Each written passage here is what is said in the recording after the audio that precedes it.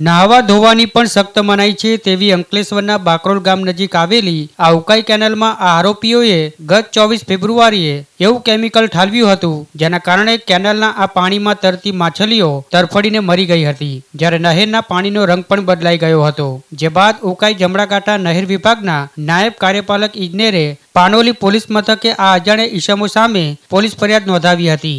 ત્યારે આખરે crime બ્રાન્ચે police તપાસનો ધમધમાટ શરૂ કરતા અંકલેશ્વરથી સુરત વચ્ચે માર્ગ પર રહેલા 150થી વધુ સીસીટીવી ફૂટેજ ચેક કરી પહેલા કેનાલમાં કેમિકલ ઠાલવનાર આઈસર ટેમ્પો ચાલકની અને બાદમાં વચેટિયાની ધરપકડ કરી હતી। જે બાદ બંનેનું ઇન્ટ્રોગેશન શરૂ કરતા બહાર આવ્યું કે આ કેમિકલ તે અંકલેશ્વર જીઆઈડીસીમાં ખ્વાજા ચોકડી નજીક પ્લોટ નંબર 4616 પર આવેલ QV લેબ પ્રાઇવેટ લિમિટેડ કંપનીમાંથી 50 લીટરના 200 ડ્રમ આઈસર ભરીને લાવ્યો હતો અને આ ડ્રમ બાકરોલ નજીક રાત્રિના અંધકારમાં કેનાલમાં ખાલી કરી દીધા હતા। જેના આધારે પોલીસે QV લેબ પ્રાઇવેટ લિમિટેડના સંચાલક કૃપેશ ગોરધન પટેલ, ચિંતન જગદીશ ચૌહાણ અને વેદાંત પ્રવીણ શાહની પણ ધરપકડ કરી હતી અને તમામ સામે સાપરાધ માનવવધનો ગુનો દાખલ કર્યો હતો।